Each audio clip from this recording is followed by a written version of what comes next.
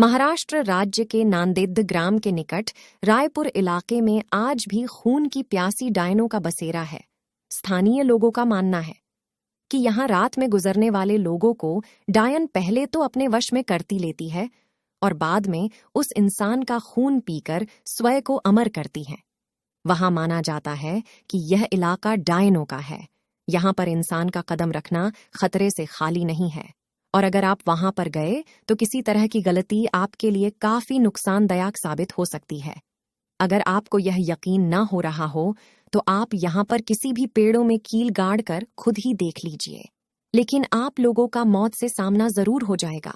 आप लोगों को भले ही यह अंधविश्वास या श्रद्धा लग रहा हो तो इस भूतिया गांव का यही दस्तूर है। इस भूतिया गांव को अभिशप्त माना जाता है।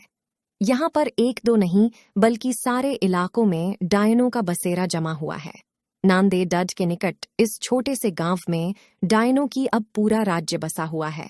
यहाँ पर ऐसा माना जाता है कि पहले यहाँ एक डायन रहा करती थी, लेकिन डायन ने गांव की कुछ लड़कियों की आत्मा को अपने वश में करके उनको अपने साथ लगाई। आज वही लड़कियां इन डायनों के साथ मिलकर खुद को अमर रखने की कोशिश करती हैं।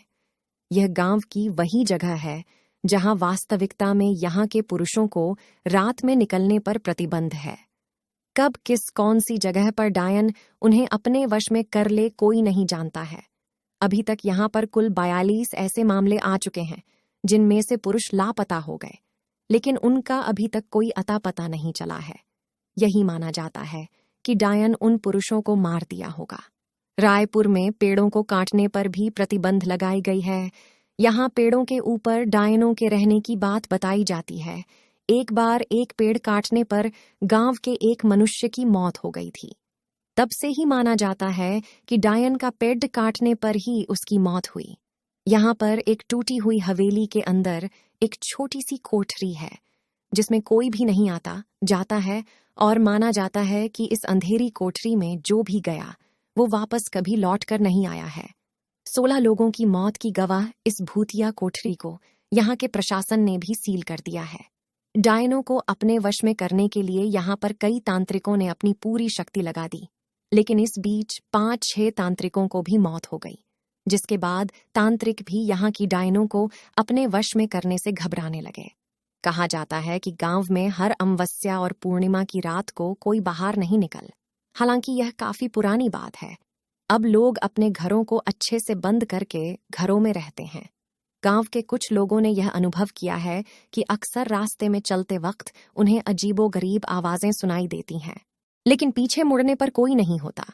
गांव के रंजीत नाम के व्यक्ति ने तो अपनी बाइक पर एक डायन को लिफ्ट तक दी थी। काफी लंबा रास्ता तय करने के बाद उसे एहसास हुआ कि उसके पीछे कोई बैठा हुआ है, पर उसने जब पीछे मुद्दा कर देखा तो कोई नहीं था। रायपुर के लोगों का मानना है कि यहाँ कई साल पहले एक खूबसूरत महिला के साथ गांव के कुछ लोगों ने बलात्कार किया था। उसे बंदी बनाकर रख लिया और बाद में उस महिला की बेरहमी से हत्या कर दी। इसके बाद वही डायन बनकर यहाँ अपना बदला पूरा करती है। आज मैं आपको एक राजा के बताने जा रहा हूँ जो भारत देश में मुई थी, जिसे हम कभी सोने की चिद्दिया कहते थे, लेकिन अंग्रेज लोगों ने हम आरा सारा सोना भारत से लुटकर अपने देश ले गए। लेकिन अभी भी भारत के कई हिस्सों में प्राचीन समय का बहुत सा खजाना गड्ढा हुआ है, जिसे चोरी हो जाने के डर से जमीन में गाड़ डाल देते थे और उनकी मौत के बाद वो सोना चांदी कहीं धरती के गर्भ में गड्ढा हुआ रहता था। ऐसा ही एक घटना मध्य प्रदेश के दांगड़ जिले के डोंडिया खेड़ा गांव में हो रही है, जहां के एक आदमी को एक आत्मा ने बताया कि इस हवेली के नीचे सोना चांदी गड़ा हुआ है। तो उसने अपनी सरकार को बताया कि एक राजा की आत्मा ने मुझको बताया कि जमीन में गड़ा 10,000 टन सोने का रहस्य उसने मुझे बताया, जो आज के सोने के रेट के हिसाब से इसकी कीमत तो 200 अरब रुपए के लगभग होगी। कौन थे राजा रामबख्श? कहां से आया है यह सोना? कैसे मौत हुई राजा की? आइए इन सारे पहलुओं पर प्रकाश डाले के लिए इतिहासकार चंद्रकांत तिवारी के अनुसार क्रांतिकारी शूरवीर राजा ने सन 1857 की क्रांति के दौरान अंग्रेजों को जला दिया था। वह कौन थे और कब से वह इस किले में रह रहे थे, ये किसी को स्पष्ट मालूम नहीं था, यहाँ के इतिहासकारों की माने तो 4 जून 1856 की क्रांति में डिलेश्वर मंदिर में छिपे 12 अंग्रेज को जिंदा जला दिया था। इसमें जनरल डी ला फॉस भी मौजूद थे। कहा जाता है कि राजा चंडिका देवी के बहुत बड़े भक्त थे। वह रोजाना सुबह मां चंडिका के दर्शन करने के बाद ही सिंहासन पर बैठते थे। लोगों के अनुसार राजा पूजा करने के बाद अपने गले में एक फूलों की माला जरूर पहनते थे। यही वजह है कि अंग्रेजों को जिंदा जलाने की सजा के रूप में फांसी की सजा सुनाई गई और उनको फांसी पर लटकाया गया। तो उन्हें कुछ नहीं हुआ। इस तरह 3 बार उनको फांसी दी गई, मगर राजा को कुछ नहीं हुआ। तब राजा राव राम बख्श सिंह ने अपने गले में पड़े फूल की माला को उतार कर फेंका और यमुना से अपनी आगोश में लेने की प्रार्थना की।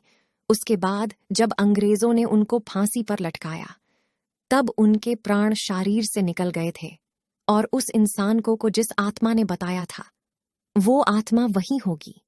इसके बाद उस आदमी को थोड़ा बहुत रुपया मिला और सारा खजाना सरकार को मिल गया। यह कहानी एक ब्रह्मम राक्षस की है, जिसे आप लोग जानते ही होंगे। उस राक्षस का नाम है ब्रह्मम राक्षस है। इस पर कई कहानियां बनाई जाती हैं और राक्षस के अनेक नाम होते हैं, जैसे कि पिशाच, राक्षस डायन, चुड़ैल आदि बहुत से नाम होते हैं। तो दोस्तों चलो मैं अपनी कहानी पर आता हूँ। हमारे गांव में एक ब्राह्मण रहते हैं जिनका नाम दुर्जन सिंह है। दुर्जन सिंह को लोग दुर्जन जी कहकर बुलाते हैं। उनके घर से कुछ दूरी पर एक खेत था। उस खेत में एक बहुत बड़ा बरगद का पेड़ था। वह बरगद का पेड़ बहुत पुराना था। कुछ समय के बाद उन्होंने उस खेत पर घर बनाने की सोची। पहले वाला घर बहुत छोटा होने की वजह से उन्होंने खेत पर घर बनाने की सोची। उन्होंने उस बरगद के पेड़ को काटवाया और अपना घर बनवा लिया। कुछ दिन तो ठीक ठाक चला, पर कुछ दिन बाद दुर्जन जी बड़े परेशान रहने लगे। वह कभी पूजा करते और कभी नहीं। तो उनकी बीवी ने उनके बदले स्वभाव को देखकर पूछा कि तुम आजकल पूजा नहीं करते हो और आजकल बदले बदले से रहते हो, कभी बच्चों को डांटते रहते हो, तुम्हें हुआ क्या है? दुर्जन जी के चेहरे पर मुस्कान आई और वह कहने लगे, मेरे घर को तोड़कर अपना घर तो बना लिया है, और इसे क्या पूजा करने के लिए कह रही हो? मैं ही तो भगवान हूं। इसे पूजा करने की कोई जरूरत नहीं है। वो कभी दांत मिंजते, कभी बड़े प्यार से बोलते, कभी आंखें लाल तो कभी सही हो जाते। उनकी बीवी के शक हो गए कि जरूर किसी का साया है और वो बातें ऐसे नहीं करते हैं जैसे कि उनके अंदर से 2 लोग बोल रहे हों। तब उनकी बीवी ने उनको बिठाकर हनुमान चालीसा पढ़ने लगी।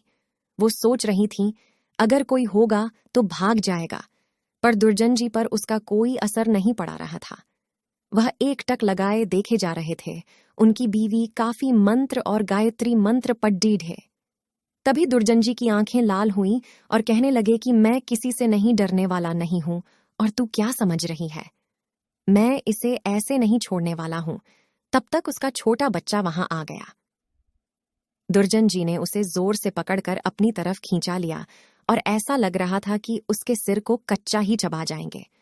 उसकी मम्मी बोली कि बच्चे को छोड़ दो, इसने क्या तुम्हारा बिगाड़ा है? दुर्जन जी की पत्नी ने अपने बच्चे को अपनी तरफ खींच लिया।